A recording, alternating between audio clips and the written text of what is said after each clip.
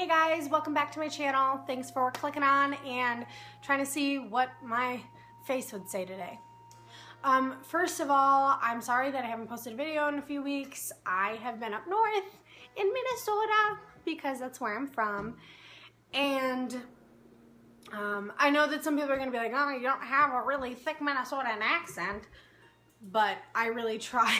Like, it's hard to talk to people and they look at you like this when you say something like bag or sag or tag. It's like a really weird thing, so I just like to skip from 0 to like not uncomfortable. Second thing, I've had my Twitter handle for about a year now, and a lot of you know me as with my my Instagram, my Etsy, my Twitter, whatever, as Celestial Unity. While I love the name Celestial Unity, and that is absolutely something that I think that we need to incorporate in our world, is, that, that message or whatever, I was trying to I was kind of noticing my patterns in terms of the message that I was trying to portray. And my message is a lot like the message of, or the teaching or the philosophy that Buddha lived by. And I would say that after, I think it was 6 years of basically starving himself and going off and torturing himself and trying to figure out that life was about deprivation and pain and anguish and suffering. That was the word I was looking for. Suffering. Buddha realized that life is about embracing life, and life in the, today, embracing today's life and incorporating the spiritual philosophies. So I think something that we're really missing as a spiritual evolution is to understand that we are human beings in 2015 or 2016 or 2012 or whatever. We are humans in this current day and age, and I think a lot of the spiritualists of this day forget that we are part human and we have human experiences. So yeah, some days I like to freaking go on Netflix and watch Orange is the New Black. That's just part of my experience on Earth. I think and some days I will fast, and I think there's a really, really missing link in terms of balancing our real life and being honest with ourselves and balancing our spiritual life, because I think we can do that. And I think a lot of us young people are really trying to find that balance between the two, but I don't think anyone really has said, hey, it's okay to like balance your life, like your 9 to 5, if that's what you want to do, if that's what you're in the middle of right now, and your spiritual life. It's okay to be a banker and meditate. Like, it's cool. If that's what you want to do, freaking do it. But I think that is my main goal, is showing people that they can be who they are in this day and age, and can dye their hair purple or whatever and be very like more modern in 2015, and incorporating that spiritual life into that work, because that's really important. The next chakra that we're going to talk about in terms of improving, activating, whatever, is going to be your heart chakra. So I'm going to say the same thing I say before all these videos, and these are just suggestions. These are things that work for me. Anyone that's a spiritualist or, wants to share that with you should never say this is going to work. These are things that every spiritual technique, every spiritual practice is going to be very individual to the person. It's even individual to the time that you do it. I've had spiritual things that have happened at one time that didn't work the next time or whatever. So you can also incorporate different alternatives to anything that I'm saying. These are just simple, really cut and dry, kind of easy things to do, and they're not going to turn you into like Gandhi, but they may help you in your search to improving your chakras. I will say this, that I did mention this in my first video anyways, but I think a little bit more thoroughly. But for those of you that don't know, this is going to be the heart center, the compassion center. In my first chakra video, we talked about the evolution of the chakras. So the bottom ones are the primal instincts, where the heart one is the bridge between the primal instincts and, oh my God, I don't know what just happened. So the bottom ones are the primal instincts, the top ones are the more spiritual instincts, and the bridge between and the way to get to the higher realms of consciousness and experiencing more third eye type of stuff, or connecting on a crown chakra level or whatever. You're gonna have to find that compassion center. You're gonna have to find that positive passion center, the unconditional love, the understanding, all of that stuff. And if you can't open up to that, then it's gonna be really, really difficult to truly open up to the other centers without having ego in your way.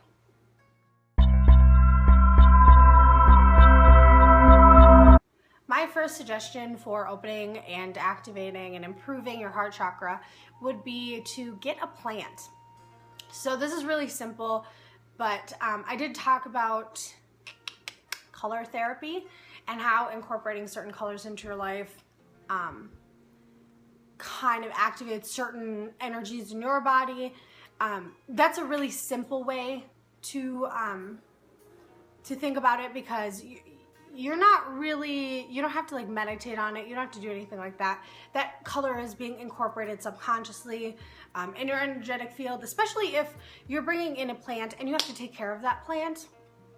This works in the same aspect of an animal, but I'm just saying plant because animals are difficult sometimes. And also, you've got the purest of the pure when you have a plant in your house. You're taking care of something there. It's a pure energy. It's a filtration or a filtering kind of energy where it filters out negativity. I don't know if you've ever been in the forest and or in the woods or something like that, and you just feel pure and just like the highest vibrationally. And incorporating that into your house, into your zone. I would also suggest looking up feng shui or something like that, where you can place them in different areas, or you can do it intuitively too. I kind of do that intuitively, where I place certain things in certain places because it feels better. Yeah, plants. My second suggestion is going to kind of be along the same lines as the first one, and it's going to be go out and enjoy nature. And I think I've said this in every freaking video, but it is so important for us to get out there and experience the oxygen that they allow us to experience, in terms of like plants and dirt. If you get your hands or your feet under or on top of, inside of dirt, it lets out, I think it lets out some kind of molecule or something in your body, or not lets out a molecule, lets out some, I don't know, something, and it makes you happier. And getting out into whatever you like. I'm not crazy about grass because of frogs. I'm scared of frogs. But I love dirt, and I love sand, and I love the desert. Oh, why I love Arizona. It's freaking awesome. But another thing I would suggest is, in terms of nature, is rain. Rain for me is very symbolic for endings and beginnings, because it's that whole spring idea. Also, energy moves very strongly through water, so you're able to receive stronger messages. And so when you're connecting, whether in your house or outdoors or whatever, with nature, which is, I see the purest form on earth of compassion, almost. If you feel plants, you feel it. Like, you feel they're pure and they're innocent, and it's a beautiful feeling. So connecting with that purest form of energy is going to connect you strongly with your heart center, strongly with your compassion center. 3. So I've talked about, compassion center, heart center, whatever. This is also a romantic center, because it talks about, or because the energy that resonates with your heart chakra is about love and things like that. We're not going to discount the fact that the heart chakra is strongly about romance. And so I think a lot of us have issues with the romantic love that we let into our lives and the romantic love that we hold on to and things. And I'm always going to be an advocate for writing things down, because things are very tangible when you write them down. You can see your thoughts. For me, it's easier for me to write something down than to be able to speak. It's just the way I am. So this is what I'm going to advocate for. Writing down where your love-based relationships are in your life. So if you are with someone and maybe write a pros and cons list from an emotional level, from a heart level, from a non-ego level. I would suggest meditating prior and writing things that you think you can improve on, this, that, whatever. Also write down, if you're single, if you're whatever, try to figure out where your feelings for this person comes from. Feelings from, or yourself or whatever. If you're single, if you're in a relationship, whatever, and try to figure out where that comes from. If it comes from a negative place or comes from an ego-based place, really try to step back and remove yourself from that situation. I'm going to say that a lot of people have issues with other relationships and holding on to relationships because they are not happy with themselves. I'm not saying this is everyone, but I'm saying learn first. If you've analyzed yourself and analyzed your situation in a true form, and you keep pointing out, like, I'm with this person because of not the highest good of all or whatever, really sit back and appreciate yourself. Tell yourself that you're a wonderful creature and get to know yourself a little bit. If you have gotten to that point where you're like, all right, I respect, I love myself, whatever, then set the intention for love if that's what you're looking for, a romantic relationship, whatever. But let everything go that doesn't serve you. Number 4 is researching other cultures and religions. I am going to say that when I say cultures, I don't necessarily mean cultures, all the way around the world. Although I do mean that too. You can go just speak to other people of other groups, other groups. If you're going somewhere for the first time and you're in line with someone, just like say something nice to them, or compliment them.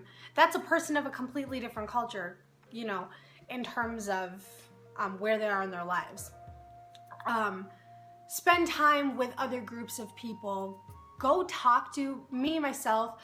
For some reason, the culture of Christianity and Christians have been really strong in my current life. Everyone around me is just like a very, very devout Christian. And not Christian like once a week they go to church, which, hey, whatever, do your thing. But they have been like really strong, like very like Bible-based. And I commend anyone that has that much faith, but that has been like a culture that has been very strong in my life. And it's been interesting to be able to see where they come from, and I grab some ideas from them, and things like that. So it's and empathizing to see where they come from to get that idea, or the words that they say, or the text that they speak of. It's good to be able to research that and understand that for yourself too.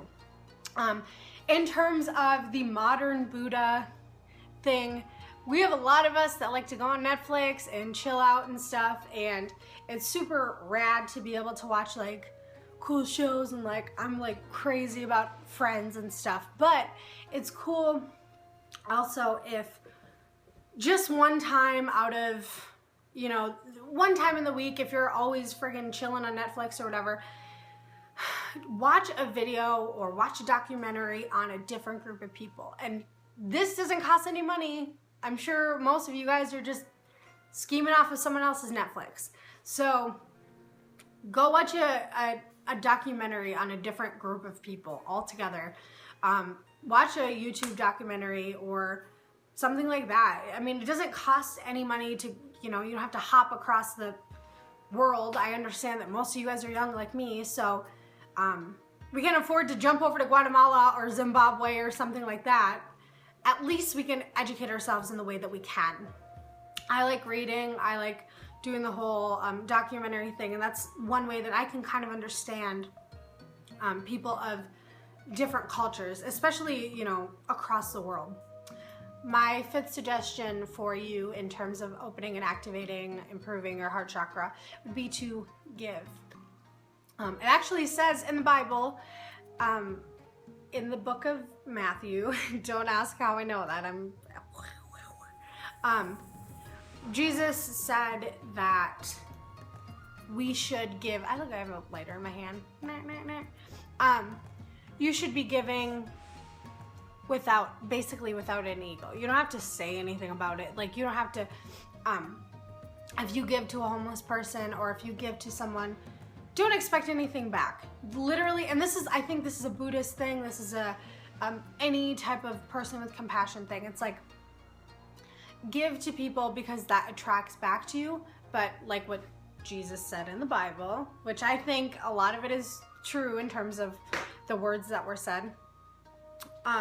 He basically said give and don't expect anything back. Don't brag about it. Do it from, you know, the happiness of your heart that you are doing something for someone that you don't have to go around saying anything about it. Like, don't go around and take a picture of the homeless man like, oh, sup, dude. Like, I just gave this guy $5. And then like post on Instagram about it or some crazy stuff like that. Like, it doesn't matter.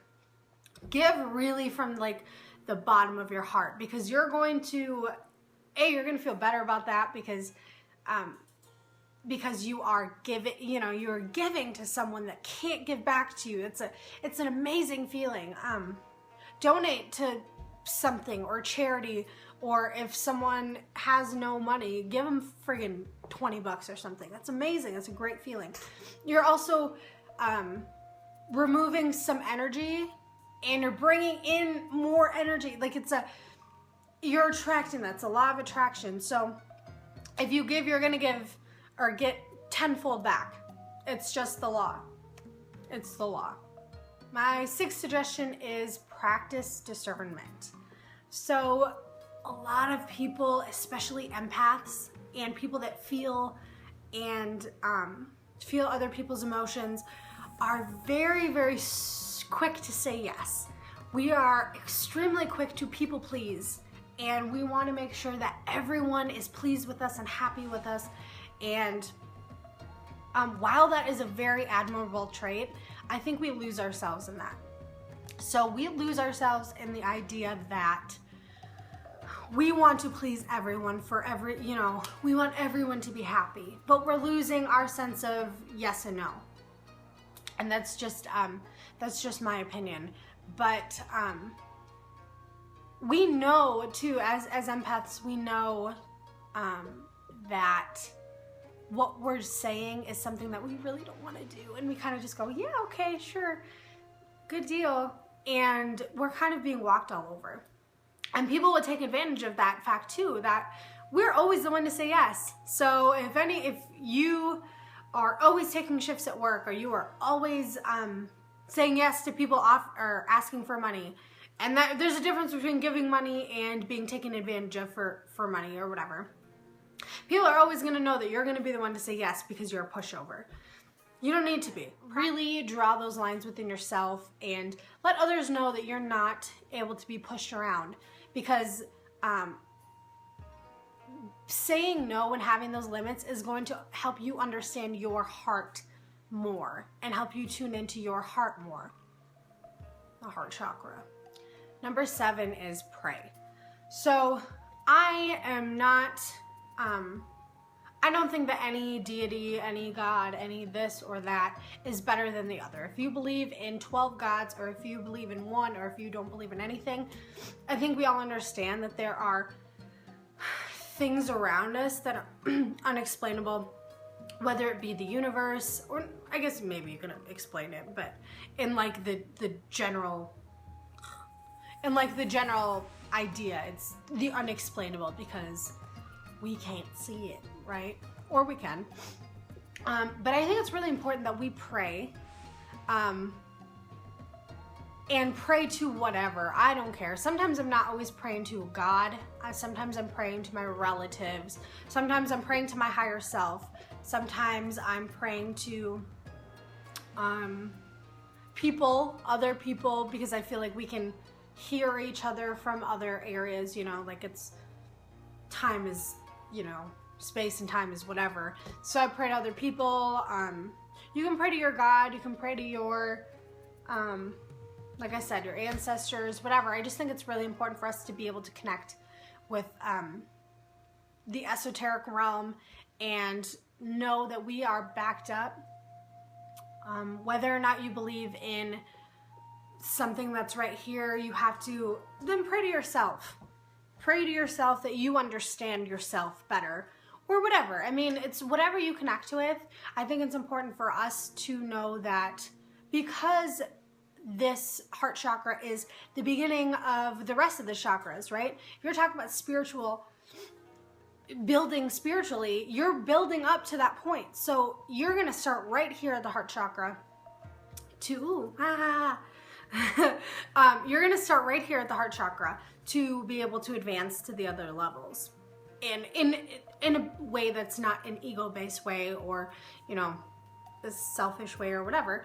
You're going to talk to and try to connect with the beings that we know are right here. They're freaking chilling right here. Hey homie, hey homie.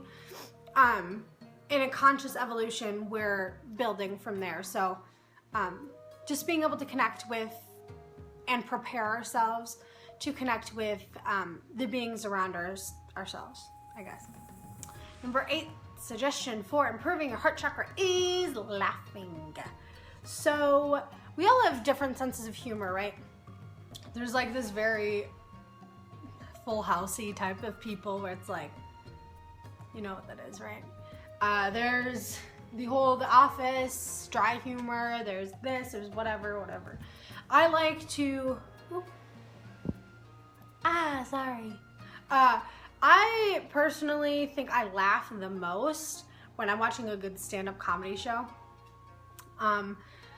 I know a lot of the stuff was really crude and like really offensive and stuff, but I think if we can't laugh at our own issues and laugh at the situations that are around us, that we're really screwed. I think a good thing for me, myself, as someone that really likes stand-up comedy, is if you notice a lot of the comical people laugh at stuff, or like comedians and in that setting laugh at stuff that's really hard to laugh at. And I think as humans, it's really hard or it's really important to see that life, see the hard stuff in life and to be able to put a comical twist on it.